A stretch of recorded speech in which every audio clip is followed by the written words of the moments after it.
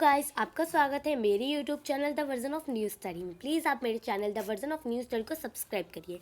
चलिए, आज मैं आपके लिए लेके आई हूँ directorate of education national capital region Delhi की क्लास 8 की वर्कशीट 23। आई होप आपने मेरे चैनल के ऑल वीडियोस देखकर चैनल सब्सक्राइब कर दिया होगा। आप कमेंट करके ज़रूर बताइए आपको कैसा लगा होगा। ये 18 दिसंबर की वर्कशीट है सोशल साइंस की क्लास 8 की। चलिए हम इस वर्कशीट 23 को शुरू करते हैं। 23 को ये चैप्टर 5। अब हम इस वर्कशीट में पढ़ेंगे chapter 5 when people rebel 1857 and after. जब लोगों ने बगावत करी 1857 में और उसके बाद। द कंपनी फाइट बैक, जब कंपनियां दोबारा लड़ने के लिए तैयार हुई, मतलब जब कंपनियों ने दोबारा पलटवार किया। Unnerved by the scale of the upheaval, the company decided to repress the revolt all its might. It brought reinforcement from England, passed new laws so that the rebel could be confiscated with ease. फिर क्या हुआ? जब जो ये विद्रोह था उसे कुचलने के लिए अंग्रेज़ों ने बहुत कोशिश करी और कंपनियों ने भी ये डिसाइड करा कि वो इसको, मतलब जो विद्रोह कर रहे हैं उन लोगों को हराने की बहुत कोशिश करी। इसलिए उन्होंने इंग्लैंड से और कि अपने उनके जो सोल्जर्स थे वो बुलाए गए और फिर इंग्लैंड से और सिपाही बुलाने के बाद उन्होंने फैसला लिया कि वो न्यू लॉ बनाएंगे जो विद्रोह हो रहा है उसके प्रति। न्यू लॉ कि अगर मान लीजिए कोई विद्रोह कर रहा है तो उसको ये सज़ा दी जाएगी इस लॉ के अनुसार, ऐसा ऐसा इसके बारे में बताया गया था। तो ये नए लॉ बनाए जाने का उन्होंने ठानी। फिर उसके बाद Delhi was recapture from the rebel forces in September 1857। Delhi बंदी बन गई थी जब ये बगावत हो रही थी तब सितंबर 1857 में। The last Mughal emperor Bahadur Shah Zafar was tried in court and sentence to life imprisonment. Bahadur Shah Zafar जो मुगल के आखिरी योद्धा थे, मतलब आखिरी राजा थे, आखिरी मतलब उनके राजा थे, उन्हें कोर्ट ने ये सज़ा दी कि उन्हें मतलब जीवन कारावास दिया गया। एंड जो उनकी ही and his wife Begum Zinat Mahal were sent to prison in Rangoon in October 1858 where he died in 1862। और उनकी पत्नी जो बेगम जिन्नत महल थी उन्हें जेल में डालने की, रंगून में डालने की, मतलब एक जेल थी जिसको रंगून कहते हैं, उसमें 1858 में अक्टूबर में डाल दिया गया जहाँ पे वो 1862 में उनकी मौत हो गई। Lucknow was taken in March 1858। Rani Laxmibai was defeated and killed in June 1858। फिर लखनऊ को उन्हें वहाँ लखनऊ ले जाया गया। फिर वो लोग लखनऊ गए। फिर रानी लक्ष्मीबाई से उनने लड़ाई करी और रानी लक्ष्मीबाई हार गई और वो अंग्रेज़ों के द्वारा मारी गई जून 1858 में। अ सिमिलर लेड अवेटेड रानी अवंतीबाई।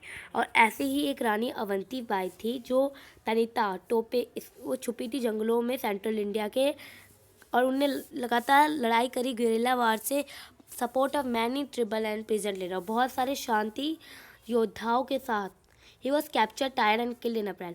वो पकड़ ली गई, बंधक बना ली गई और उन्हें फिर मार दिया गया अप्रैल 1859 में। The defeat of rebel forces increase डिस्टरेशन।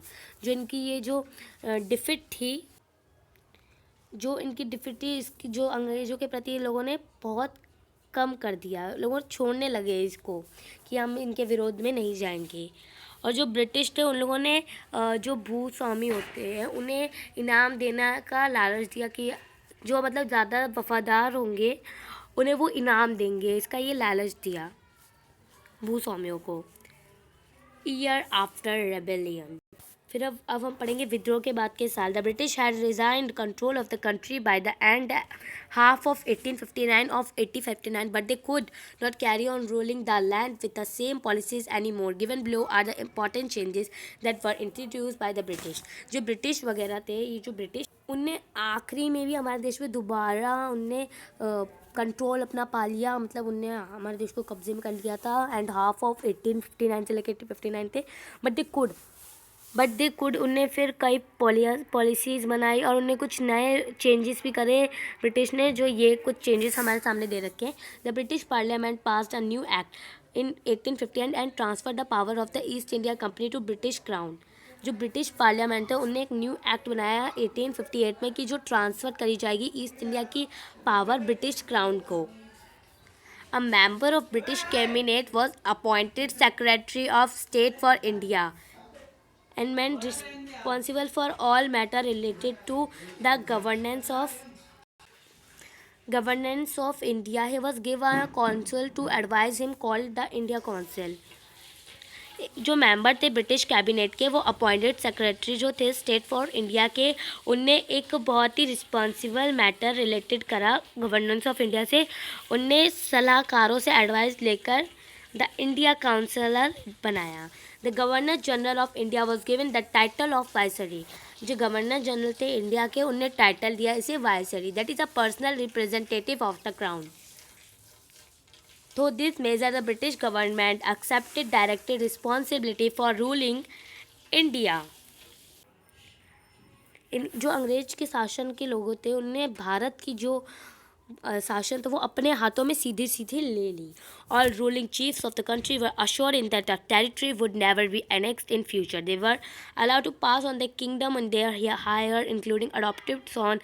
However, they were made to acknowledge the British Queen as their sovereign permanent. Thus, the Indian ruler were to hold their kingdom as subordinates of the British Crown.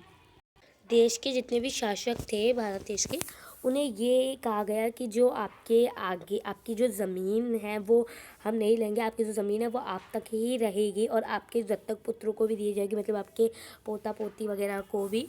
और जो kingdom जो उनके लिए higher किया गया है British की तरफ से, जो मतलब कि उनकी जो रानी है, आप बस उन्हें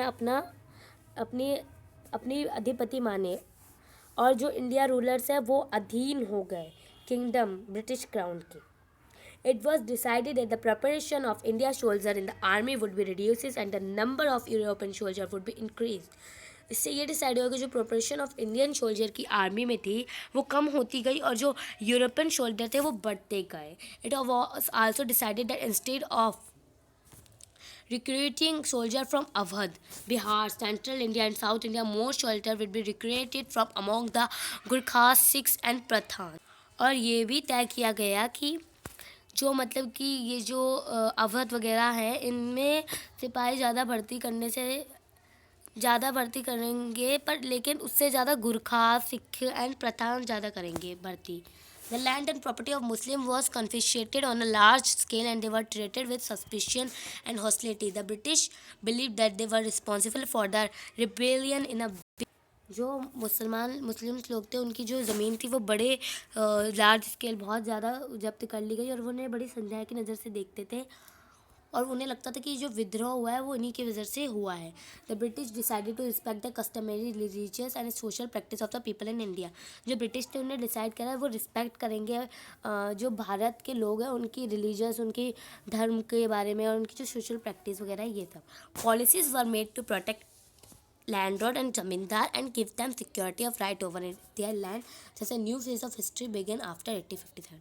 उसके बाद फिर हिस्ट्री बदल गई 1857 के बाद। चलिए अब हम इसके क्वेश्चन आंसर्स देखते हैं। What did the British do to repress the revolt of, क्या हुआ था रिवॉल्ट ऑफ 1857 में? चलिए इसका आंसर करते। देखिए दोस्तों, इसका आंसर ये है। About reinforcement from England pass new law so the rebel could be conversated with ease and then move into strong centre of the revolt. ये पहले क्वेश्चन का आंसर है। चलिए अब हम सेकंड क्वेश्चन देखते हैं और इसका आंसर भी देखेंगे। तो देखिए, why did the revolt of 1857 failed even though the success in the early month? Think and write. जो रिवॉल्ट ऑफ 1857 में हुआ था, बगावत हुई थी, वो क्यों फेल्ड होती रही और फिर अचानक से कुछ महीनों में सक्सेस हो गई, सफलता मिल गई उसे? सोचिए और लिखिए कि दोस्तों इसका आंसर ये है क्वेश्चन नंबर 2 का।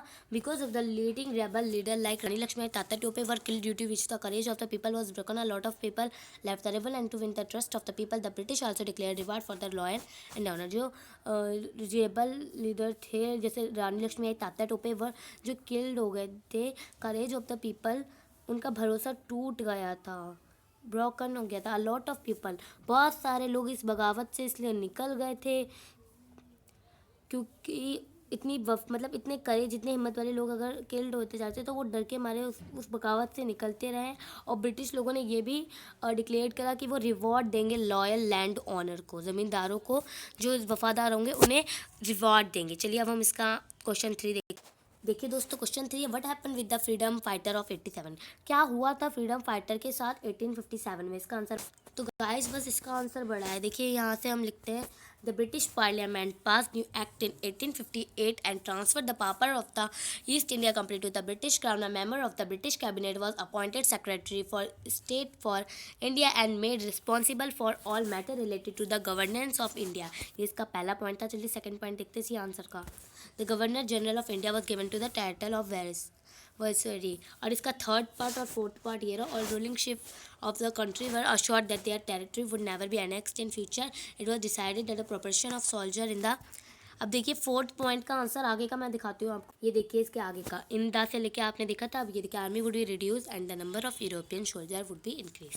अब इसका fifth point, the British decided to the respect the customary religious and social practice of the people in India. बस ये यहीं तक है, ठीक है। ये फिफ्थ आंसर है, मैं आपको बाद में कहूँगी।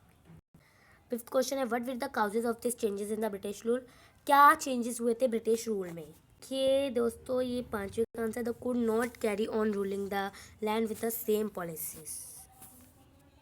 तो दोस्तों, हमारी वर्कशीट यहीं पे ख़त्म होती है। आई होप आपको मेरा वीडियो अच्छा लगा होगा।